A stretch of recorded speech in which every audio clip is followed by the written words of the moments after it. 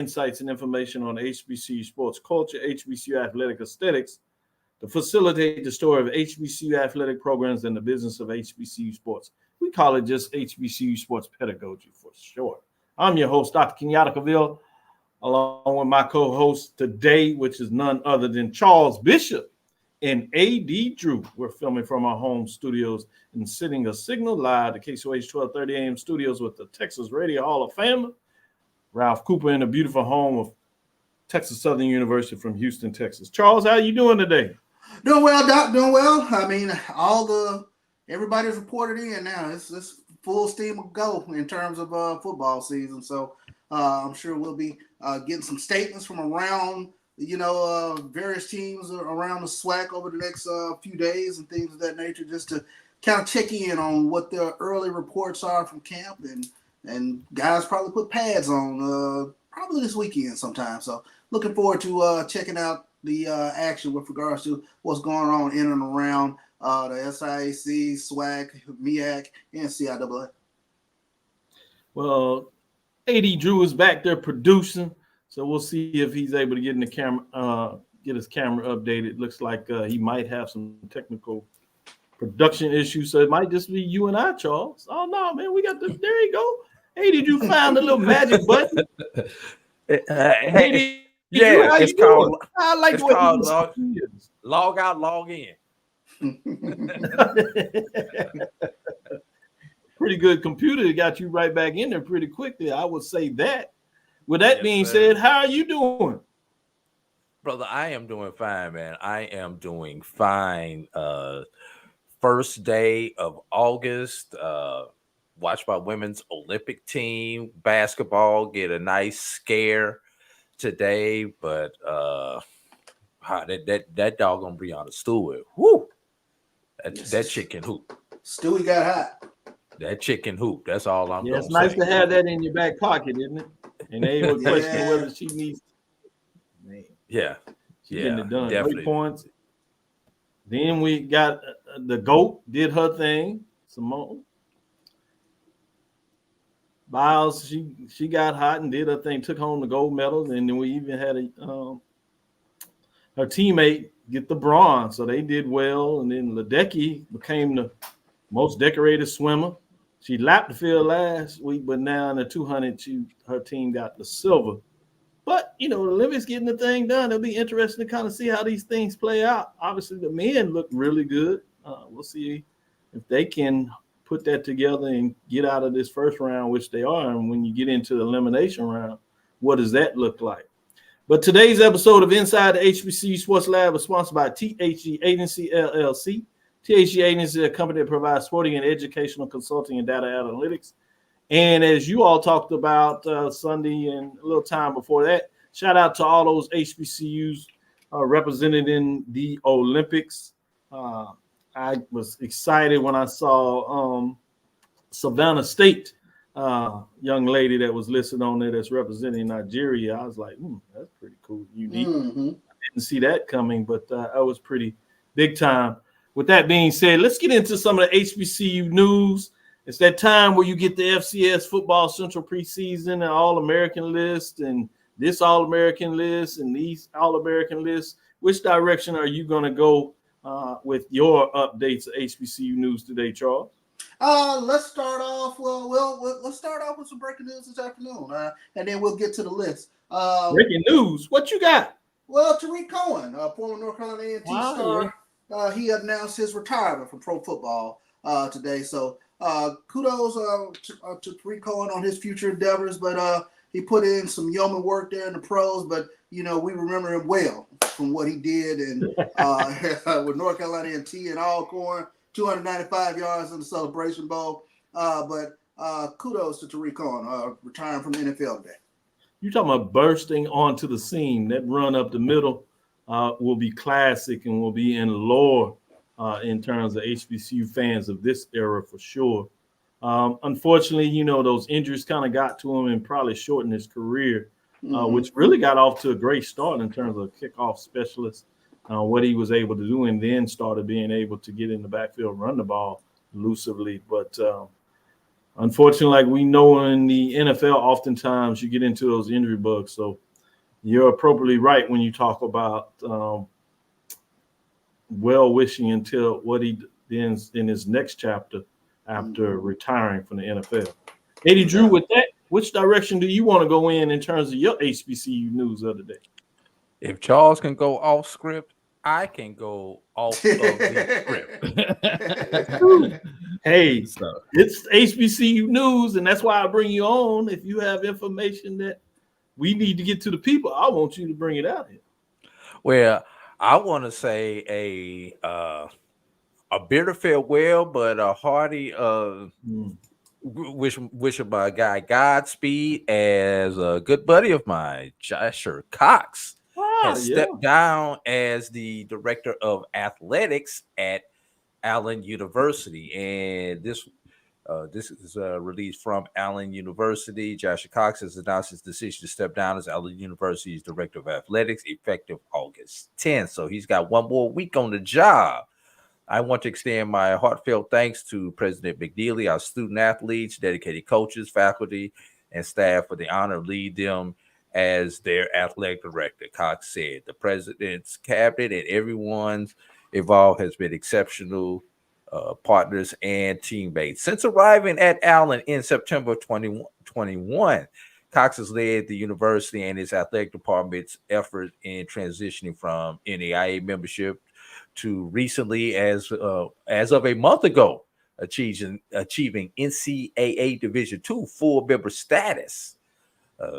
During his tenure, Allen University athletics made great strides and achievements, including the creation of the nation's second HBCU women's wrestling team, the purchase and installation of state-of-the-art video board inside the John Hurst Adams Gym, installation of a turf practice facility, the addition of an all-new digital ticketing system, the founding of professional development series for student athletes and coaches, win totals improvements among all 12 of Allen's varsity sports, and the graduation of hundreds of student athletes, which is the most important thing that he was supposed to do during that tenure. And apparently he's going to take a job at Notre Dame in their athletic department. And I don't think that is Notre Dame of Ohio, just for those that are out there. Yeah. Not a power conference member, Notre Dame, but is part of the club, paid for, as people talk about now, autonomous. Now, you listen to the rumors out there on a lot of these shows, they say at some point they're going to the Big Ten, but that's beyond our scope, so we'll leave that there. But he was a finalist in a couple of Division I HBCU jobs. So you could tell that he was certainly on the climb to get a chance to do that. And sometimes I hate that they leave outside of the HBCUs, but you can't begrudge this opportunity in terms of what that means. And maybe it'll give them a chance to come back on the other side to take over an AD role at the Division I level with the HBCU program or somewhere else for that matter. So he's always been a gentleman in terms of what I've seen him get done. And as you talked about Allen, making sure the transition to Division II at the NCAA level was significant in itself among some of the other things that you mentioned. So great point when you share that. I know he's a good friend of yours, good friend and mentor. A mentor. Yes. Wish him success moving forward. With that being said, Charles, any other news that you want to get out there? Well, yeah. And speaking of mentors, and I want to extend a hearty congratulations, Charles Evans. He was named HBCU Broadcaster of the Year from HBCU Sports, and I want to give Charles his flowers. He has always been exceptional with regards to opening up the booth and talking to me about play-by-play and things of that nature. But I definitely want to extend congratulations to Charles Evans, who has been named the 2024 HBCU Broadcaster of the Year by HBCU Sports during their initial HBCU Sports Awards.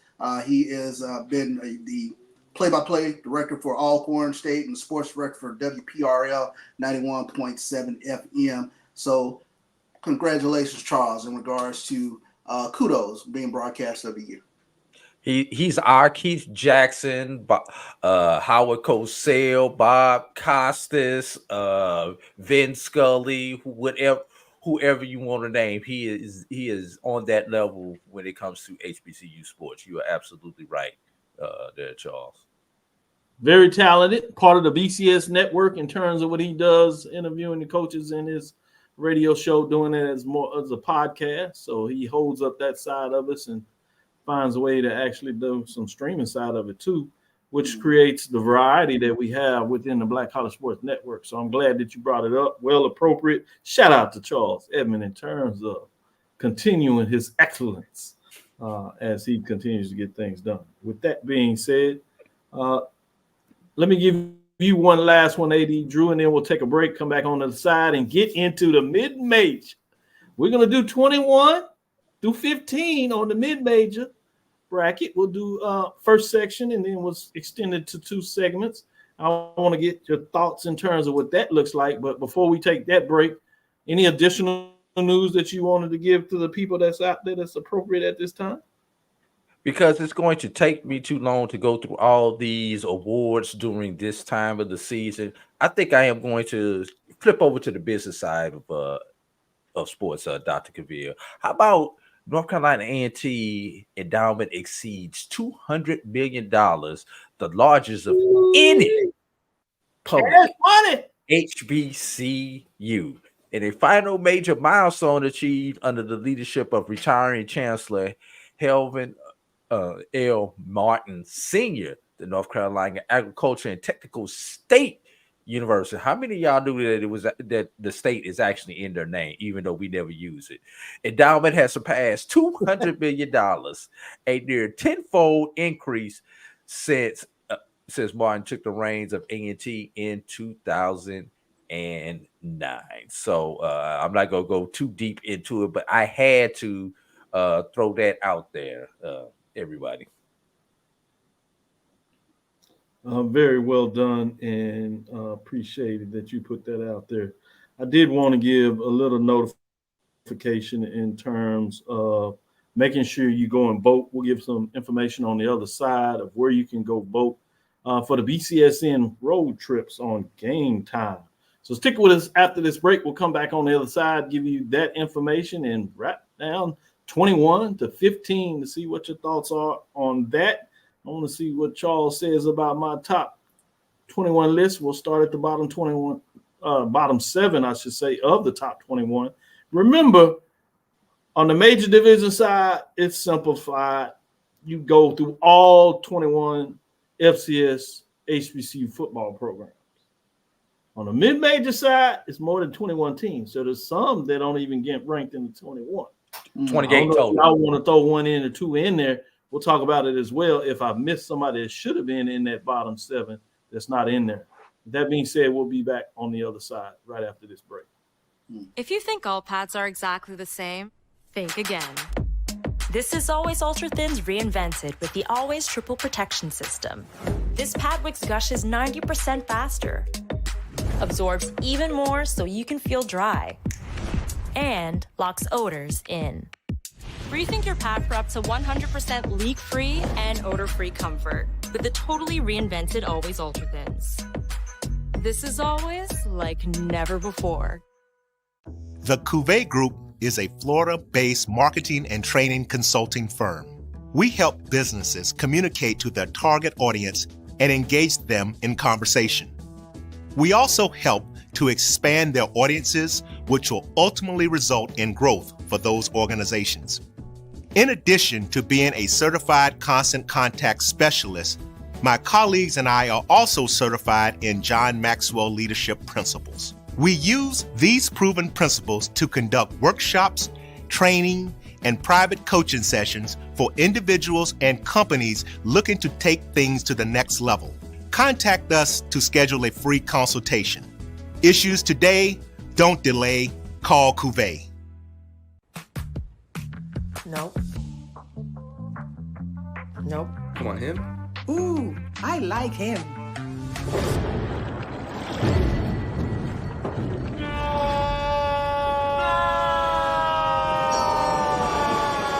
Quick, the quicker picker-upper. Bounty picks up messes quicker, and each sheet is 2 times more absorbent, so you can use less. He's an 8. He's a 9. Bounty, the quicker picker-upper.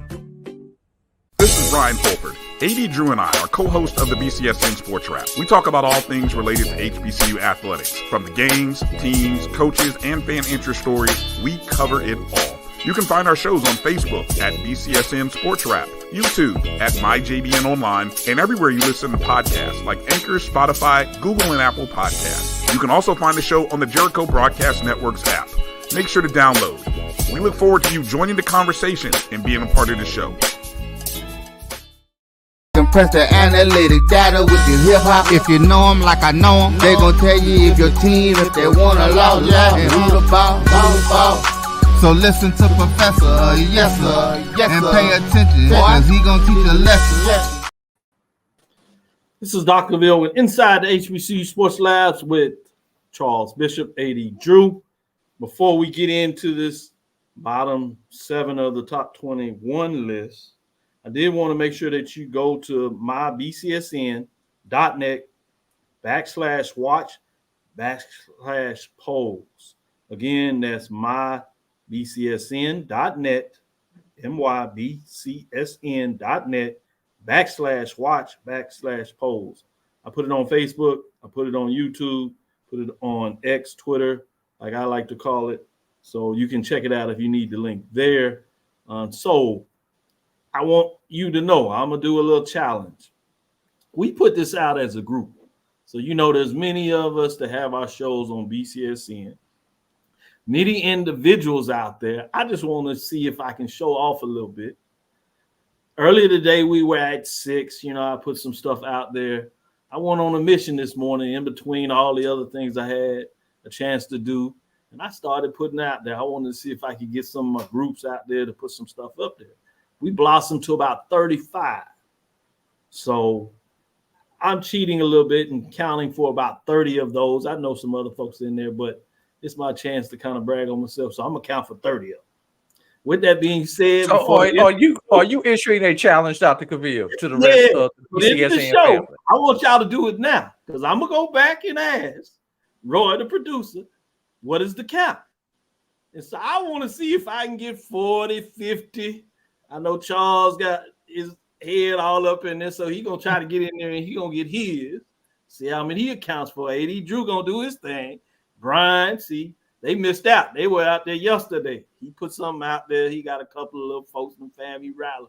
They got 2 or 3. AD Drew, he going to call us the ski folk. That might be trouble. We might have some troubles there. Charles can really knock some folks down. He'll get into his little Jackson State folks. Just take that one section where you always be sitting there. No telling what kind of numbers, but I'm counting for 30 now. So I think if I can get 20 more before the end of this show, I'm at 50. I want to see what they gonna do. So this is a challenge. I need you to go do it now because I'm talking. See, anything after this, they gonna get credit for it. Right now, I get the credit. So I want to see if I can get this done. I look Charles smiling, AD Drew smiling. Yeah. I told you I'm gonna be a little. I'm saving mine. I'm gonna save mine to Sunday. I'm saving mine to Sunday, Doc. All right, good deal. We'll see what y'all do. With that being said, let's get into the meat of what we're here to talk for. But as we doing that, Charles, I want to give you a chance to express your thoughts. You looked a little bedazzled there, so I was making sure you're okay with my challenge. I'm okay with your challenge, Doc. I'm okay with your challenge. I had already, I panned around and I'm trying to pull up my notes and stuff to see what you got with regards to this 21 to 15 because you got to hunt for some notes 21 to 15. So I had to. Yeah, you do. In fact, we're going to start right there. Before we get everybody in trouble, Drew, we're going to jump right into it because Charles going to I'm ready when y'all are. We're going to go with 21, which is Lane, head coach Byron Brown. I like Byron Brown. Yeah. Don't be surprised if he gets, I'll ask you all about who may be listed too low, who might be coming out of the bottom third to the second third. I asked y'all that. I'm going to jump out there and say I can see Lane dragging, particularly in terms of what they're coming back with some injuries. They're going to be playing with a huge chip after the announcement that they lost a alumni in terms of this year, right after, obviously, the Hall of Fame football media day and announcement. So they were 2-8 last year, 2-6. 2023, a couple of years ago, remember they had the big win at Tennessee State, but they fell a little bit in terms of that. I have them at 21 in terms of what they look like. So it's going to be fascinating to kind of see where they are in terms of their points. They have 9, starting out at 21. Remember, there's some teams outside of this list, and A.D. Drew may share a couple of those teams that he thinks should be in here that are not in here at all. But let's go to Savannah State at number 20, led by Aaron Hilton in terms of getting it down. 2-8, 1-7. This is a team after they moved down from the MEAC, have had several coaching changes, but we're playing some really good football before those changes, but they've fallen on hard time the last couple of years. Can they make a change in terms of what that looks like? I'm not sure, but hey, that's what we do here. At number 19, we get into our first independent. At Savannah State and Lane is out of the SIAC, as y'all know. We have West Virginia State Yellow Jackets.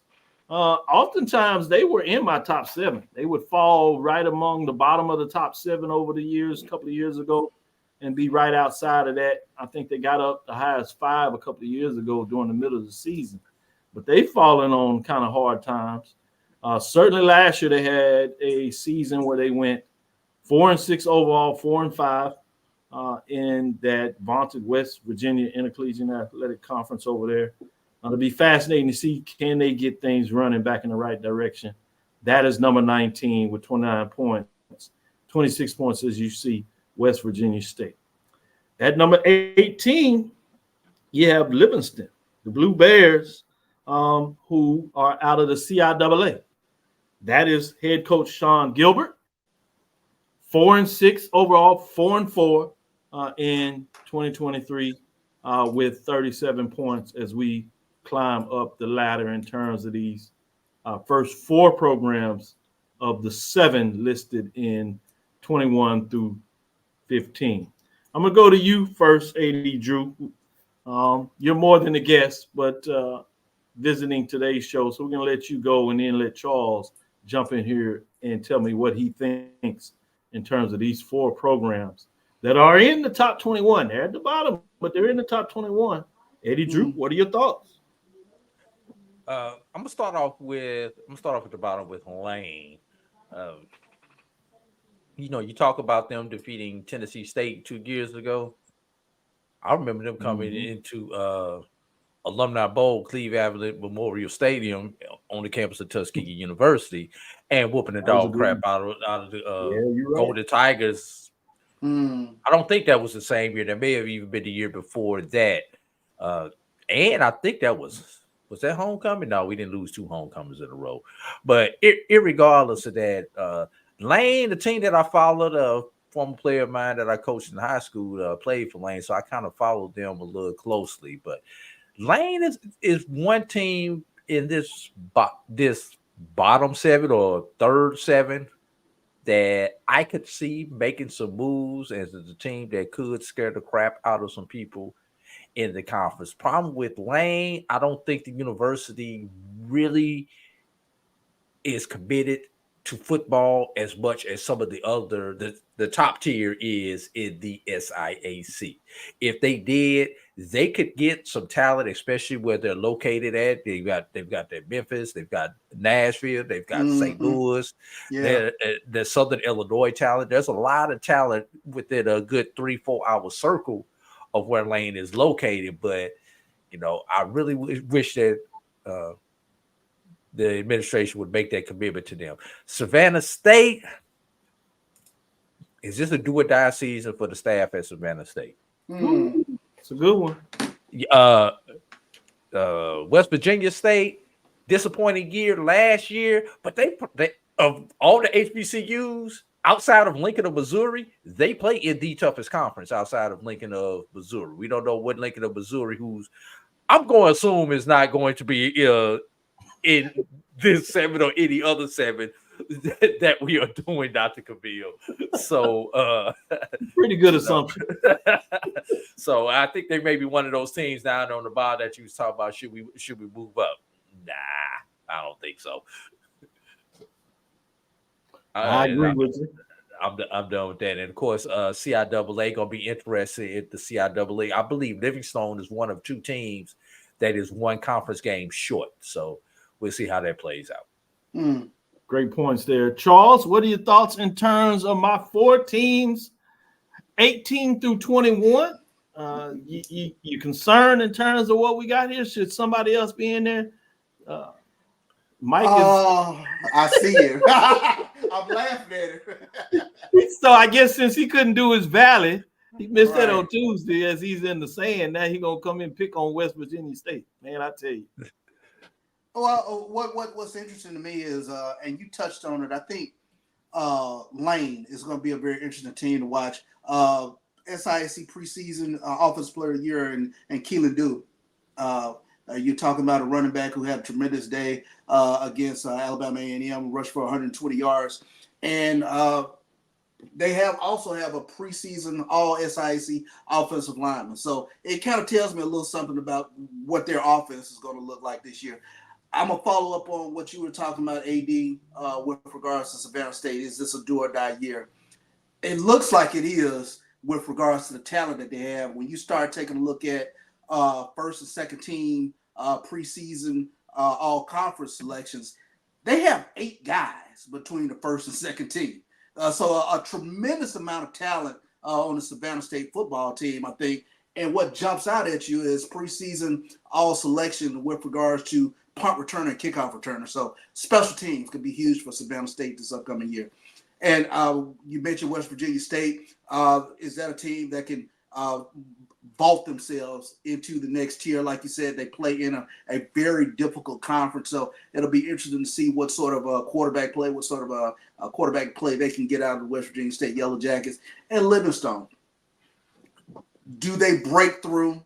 Can they challenge? I think we're going to see the resurgence of Bowie State again in that regard. So are they going to be able to fight through to get to that second tier in the CIAA? So that'll be a real interesting watch with regards to Livingstone.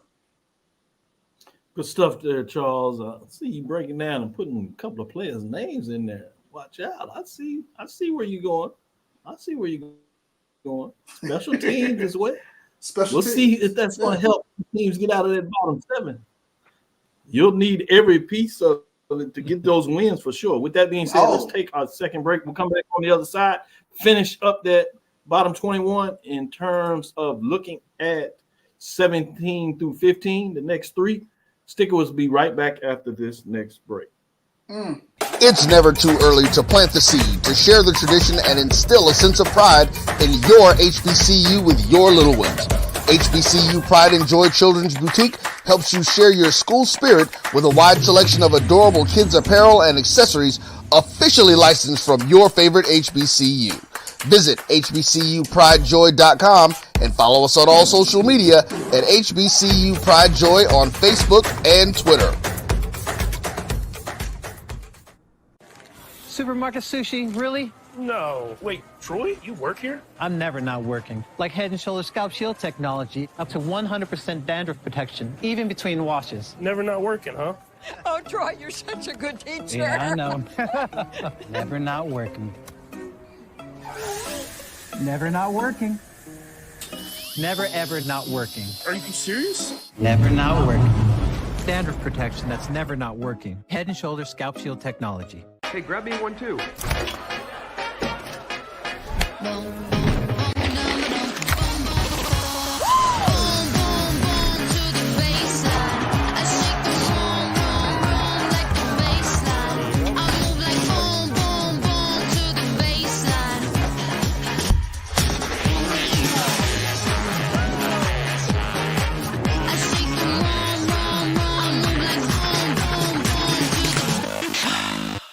Charmin Ultra Soft has so much cushiony softness, it's hard for your family to remember they can use less.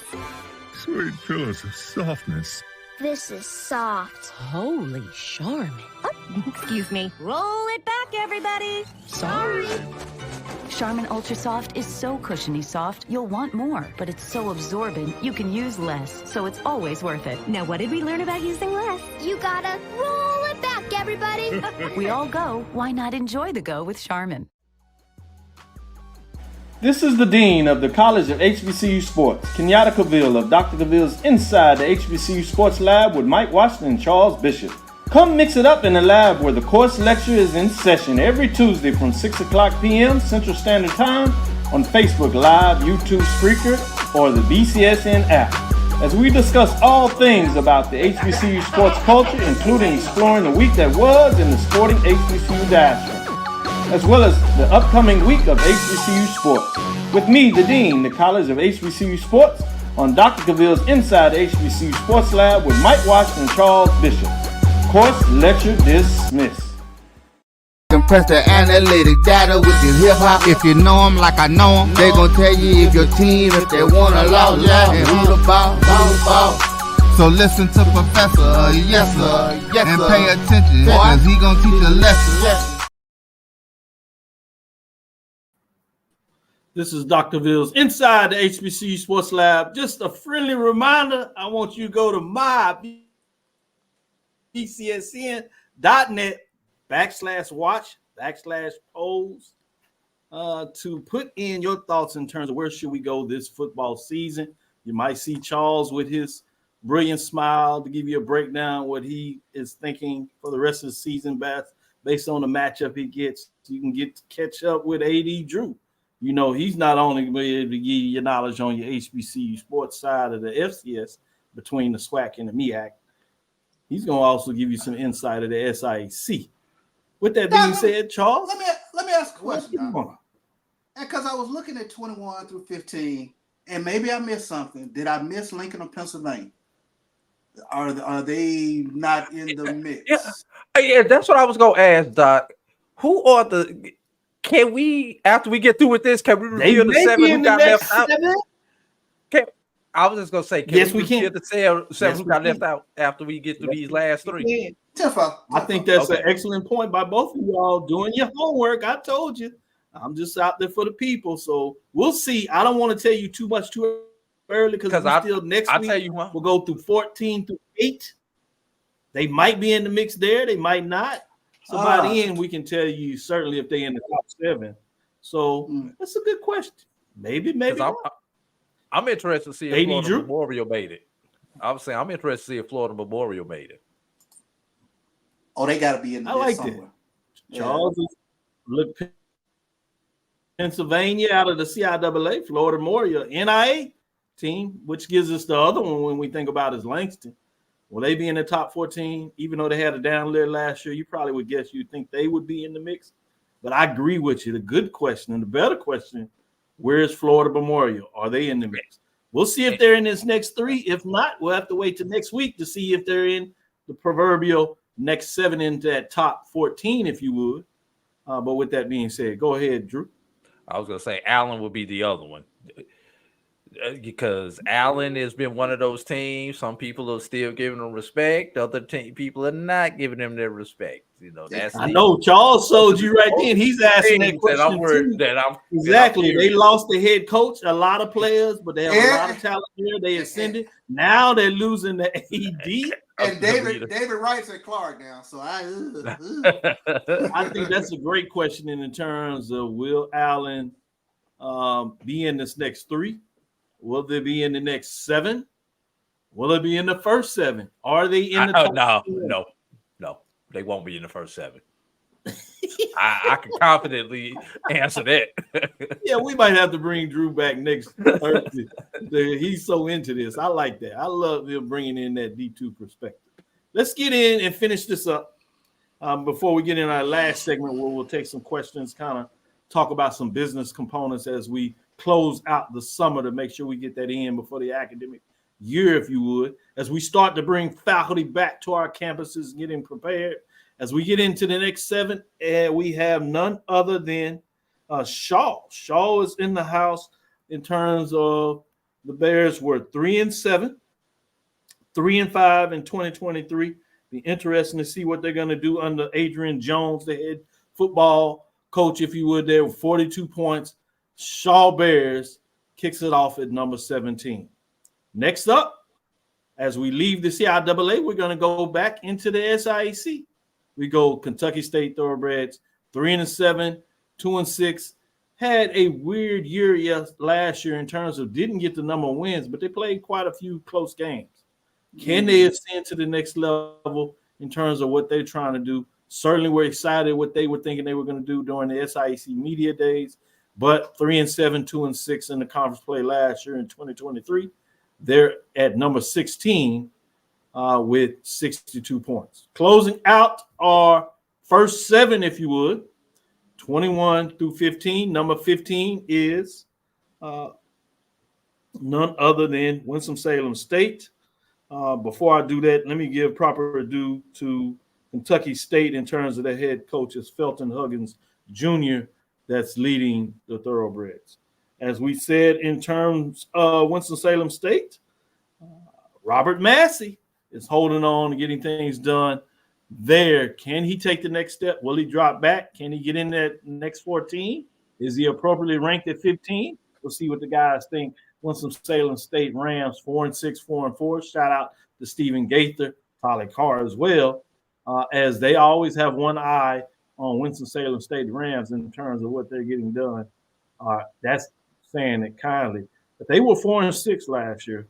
4-4. They did go 500 in the CIAA 2023 with 77 points. They close out 15.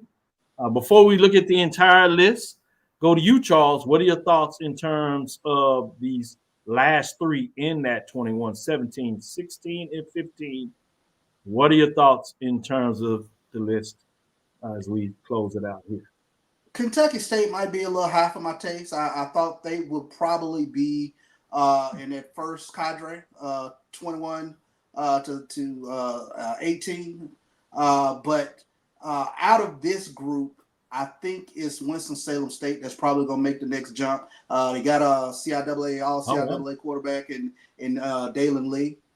So I'm expecting them to be much better. And when you take a look at Winston-Salem State, those are the most conference wins they've had, I believe, since 2018.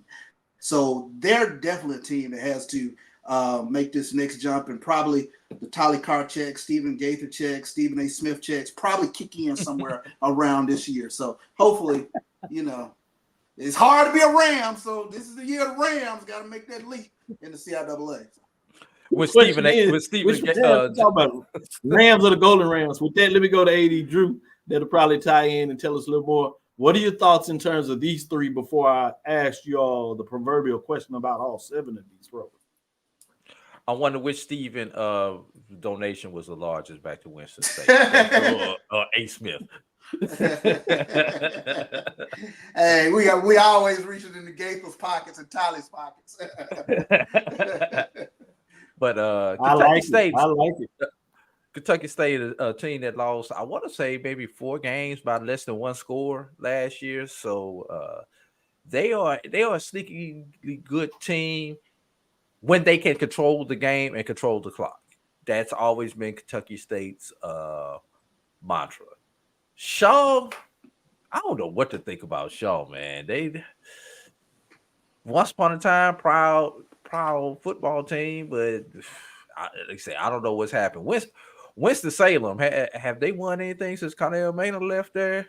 I'm just asking. I'm just asking. They have solidified themselves as a basketball school.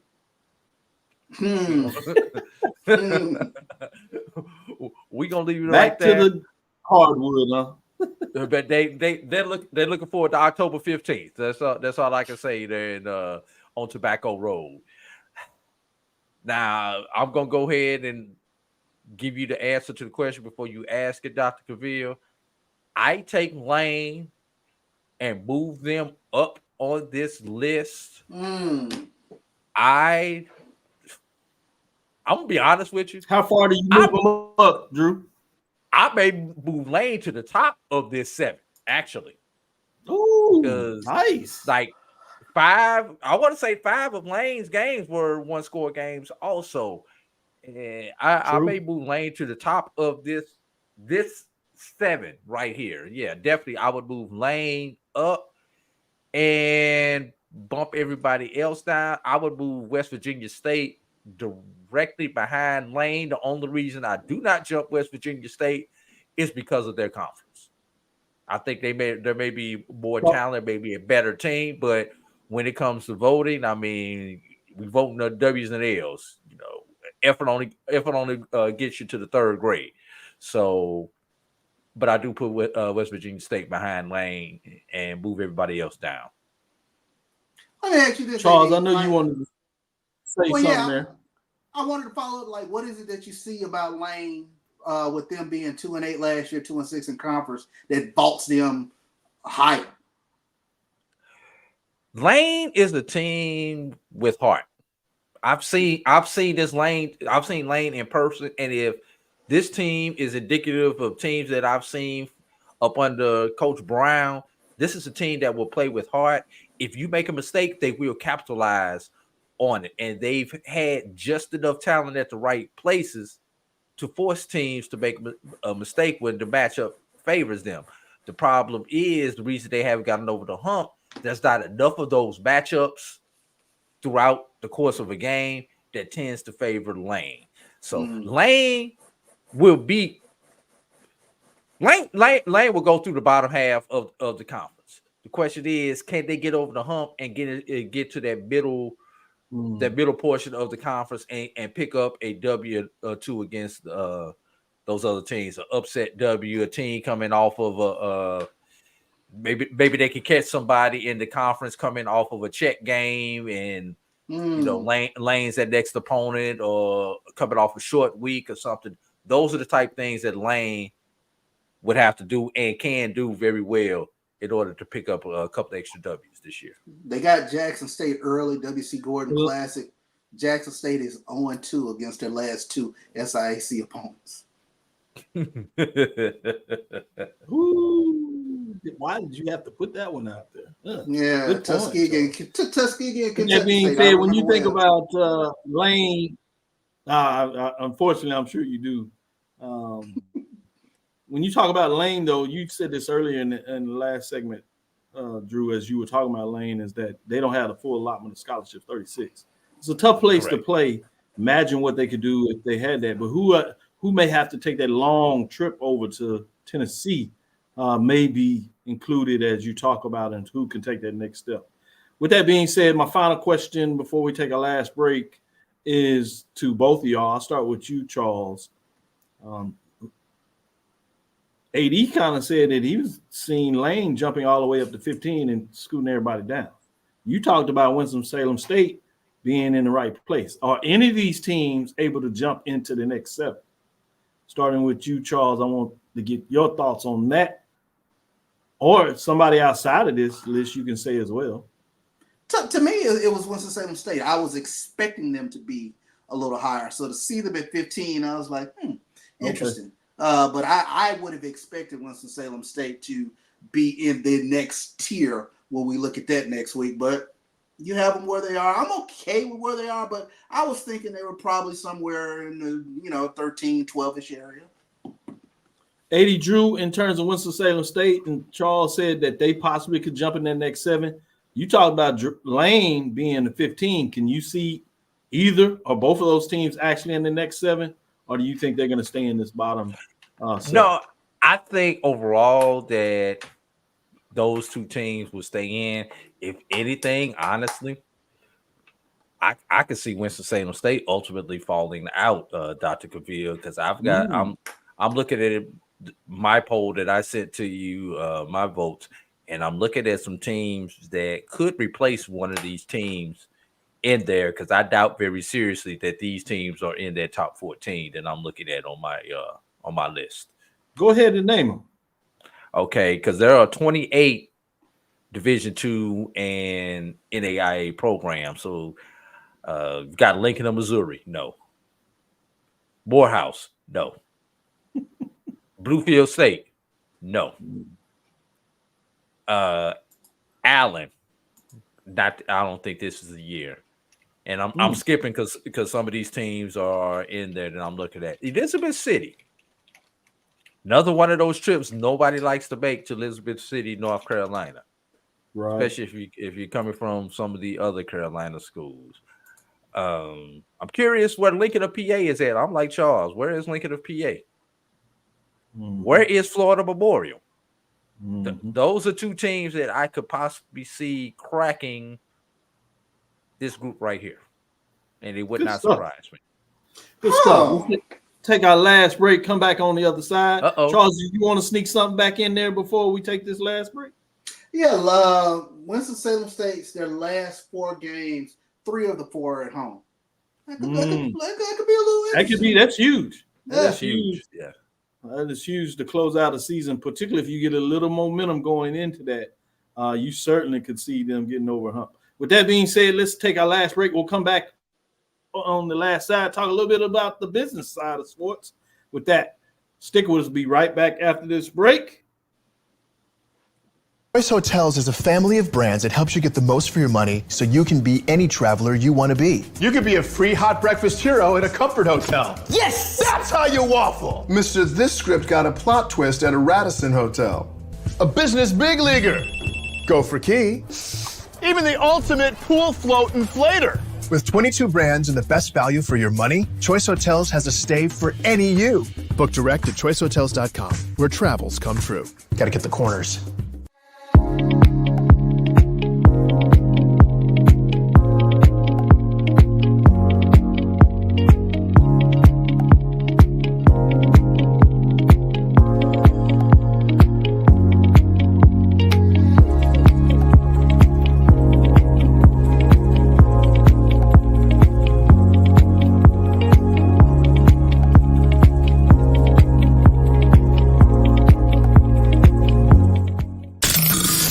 Human Voice has always connected audiences with experiences. Major brands all across America have trusted Kever's voice time and time again. Conversational, powerhouse, intelligent, and sincere. That's the voice you need for your creative marketing process. KeaversVoice.com. Kever's Voice, Kever's Voice, KeversVoice.com. Always on, all the time. Since 2002, Empowerment Resources, Inc., a nonprofit organization, has empowered more than 1,500 youth and adults in Duval and surrounding counties through its programs Journey into Womanhood, Girls Mentoring, Life Skills for Teens, and Parenting Education Coaching.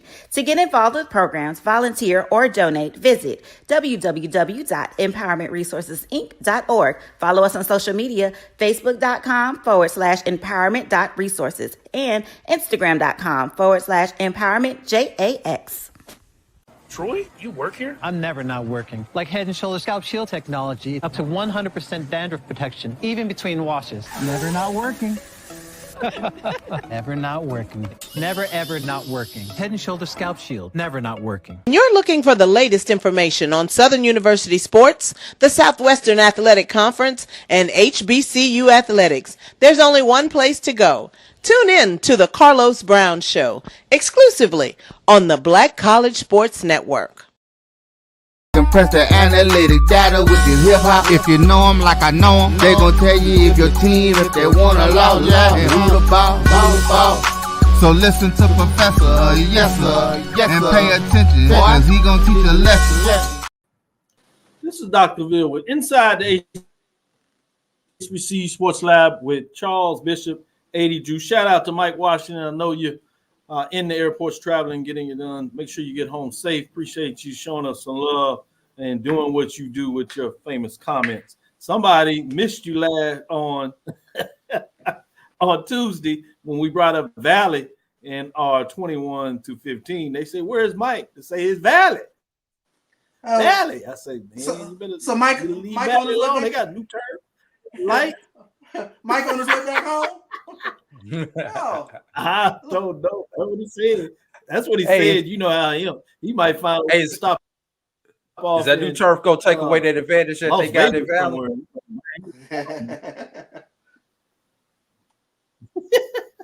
Exactly. With that being said, courtesy of HBCU Game Day, I want to talk a little bit about the business side of this. You know, we talked about the House settlement case last Tuesday. I want to get into the viewership side of this, the business side of it in terms of broadcast. HBCU Game put out there, coming courtesy of HBCU Go and Allen Media Groups, spoke about HBCU football broadcasts available in 95% of U.S. TV households. This is an update.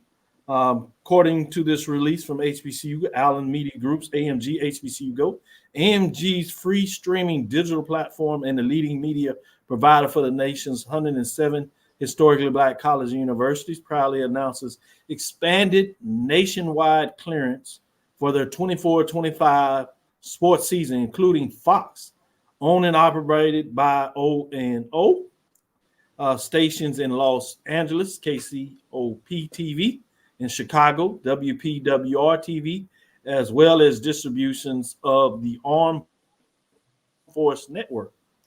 HBCU Go is cleared in over 95% of U.S. television households, in addition to the previously announced carriage deal with CBS duopoly stations. HBCU Go has secured distribution with group-owned television stations, including AMG Broadcast, Fox, Sinclair, Gray, Tigna, Hearst, Nexstar, Gray, Scripps, Monumental Sports Network, Lockwood, Graham Media, Circle City Broadcasting, Hubbard, ImageCom, Deerfield, Coles, New Press, Gazette, Lilly Market, Morris, and World Broadcasting. In addition, HBCU Go is carried obviously by the Griot Television Network and the digital platform distribution platforms HBCU Go. So as we talk about this, I want to get your thoughts in terms of hearing this added broadcast network. Obviously, we're aware of ESPN, even Black College Sport Network on the digital streaming network, and just how much more that you can see HBCUs that you could see ever in the history of HBCU coverage, particularly for football. But specifically with this announcement, Charles, what do you think this means in terms of the brand value? This deal distribution, as said, is with the CIAA, SIAC, and the SWAC in terms of the coverage you'll see across the landscape.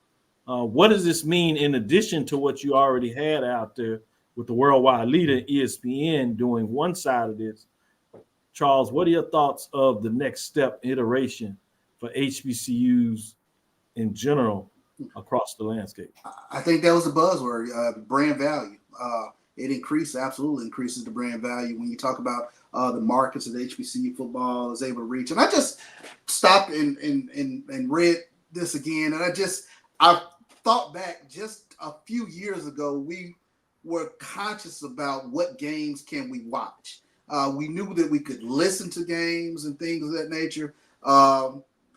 Various schools had pay walls or whatever the case might be, but just the fact that you can put eyeballs on these games now, and we've joked about it now for the past 2-3 years, where we can effectively sit at home, put up 2-3 screens, and catch as many HBCU games as possible, and just the landscape of sports has changed so to the point too. It's just refreshing that you are able to get an opportunity to put eyes on teams in the CIAA, SIAC, SWAC, and MEAC as well. So this is huge in terms of increasing the exposure, increasing the brand value of the network as well. Good stuff. Good stuff.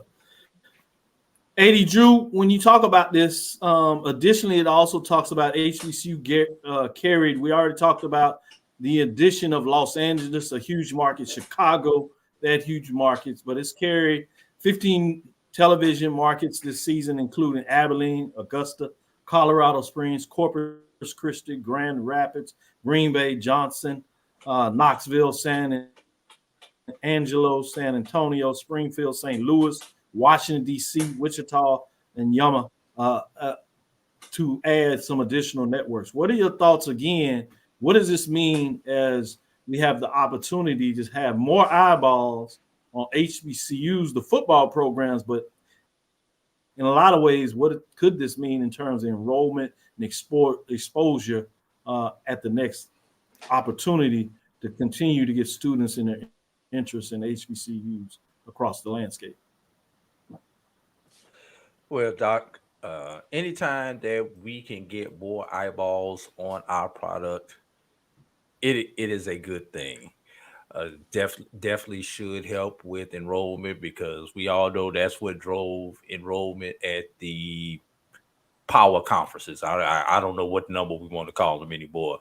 We'll just call them the power conference. The fact that you can see your Alabamas, your Floridas, your Texases, and LSUs on a major network every Saturday.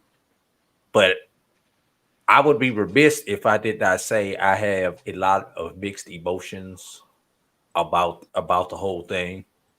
And pay attention as these contracts come up. I think the ESPN SWAC contract is coming up within the next year or two, and some of these other contracts come up, whereas HBCU Go has more of a long-term deal with all of the conferences that they are with right now. So we are seeing a shift in the dynamic. Will HBCU Go get to the point where they just can kick ESPN to the curb? As they build their digital platform and can possibly build a platform similar to what we have with HBCU Plus, with ESPN Plus, ESPN3. And also, and I'm supposed to get a little personal when I get with this one. It's kicked people like us to the curb. Black College Sports Network, we've been in the trenches, boots on the ground for over 20 years. And when there was no one else there to be able to stream the HBCU product, people like us and other companies, I'm just not, but obviously Black College Sports Network is personal, were there. I haven't had the privilege. I love doing play-by-play, especially when it comes to basketball. I can count the number of basketball games that I've done over the last couple of years since these new contracts have come about.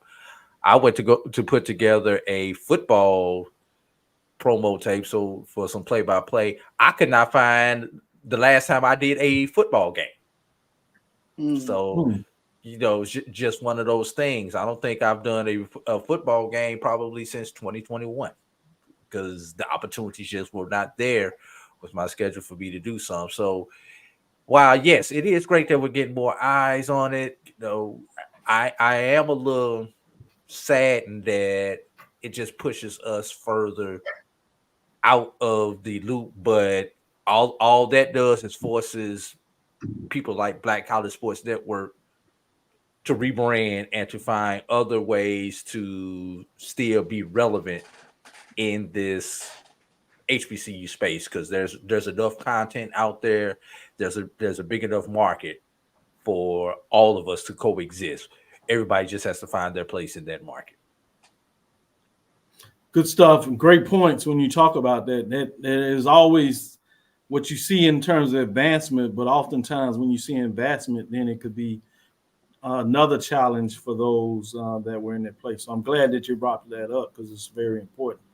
With that being said, before we close, I have a special guest. He wanted to come on the show and talk about the fact of his top 5 programs in terms of HBCU. And I think he's talking about in regards to his top 5 HBCUs that he's considering when he goes to school. And so he wouldn't tell me. So I'm very interested in the top 5 that he's going to say now. So this, for those who don't know, this is Deuce. My son just turned 10-year-old. So Deuce, tell him, take it away. What are the top 5 programs, universities, HBCUs that you're considering? Number 5 is Fordham University. Throw them up, Deuce. Throw them up. Go ahead. Let me see it. Let me see it.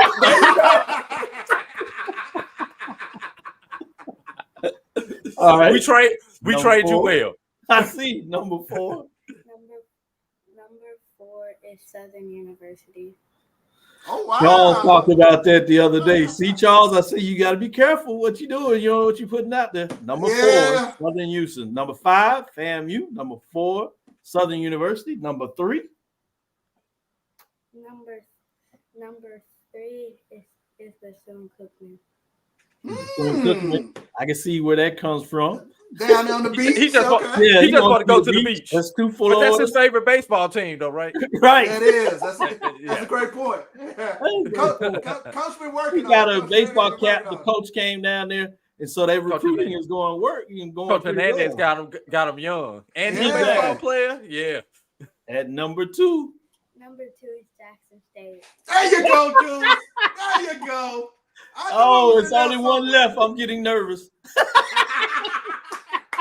Let's see. Number 5. Is it the one you work for? Or that's what I'm saying. Either way, you graduated from.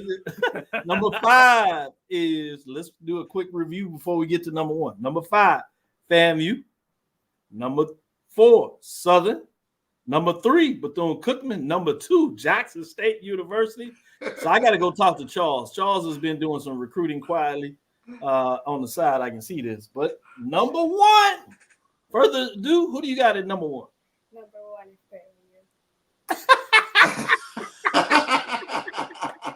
I didn't even know the cat was out there. That's pretty good. Number 1 is Prairie View. So I got some explaining to do. Hopefully the wife doesn't see this because we have Alabama A&M. Hopefully I can say maybe that's number 6. And then Texas Southern University.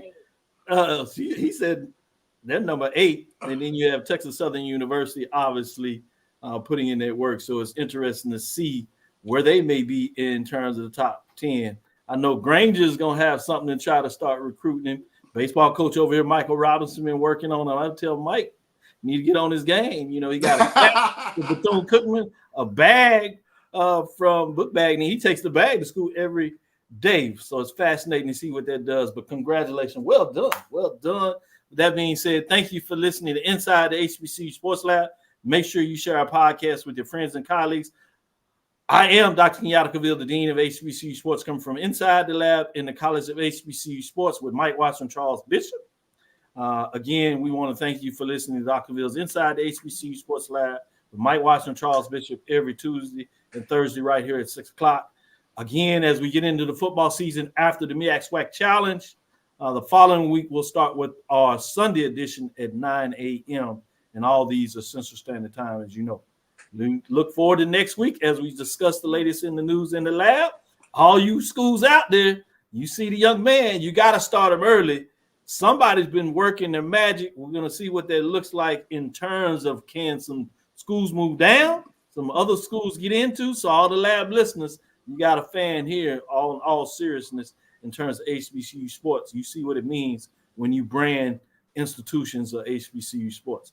We look forward to next week as we discuss the latest in the news. Follow me, Dr. Kenyatta Cavil. That's on Twitter, Facebook, and Instagram. That's DrKenyattaCavil. Shout out to Raymond Fire out there because I know he had a lot to do in terms of Prairie View as he's in his ear as well, particularly with the band.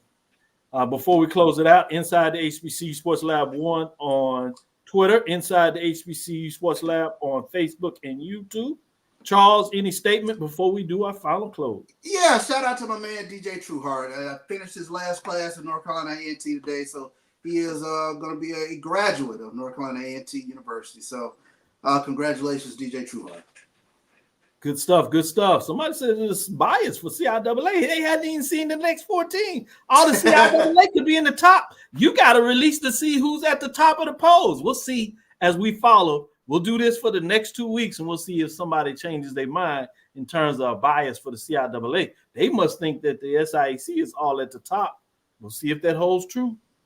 Dream big. Continue to move forward. We will talk with you soon. 80.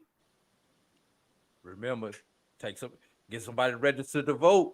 Vote after T. Do what you got to do. Course. Charles.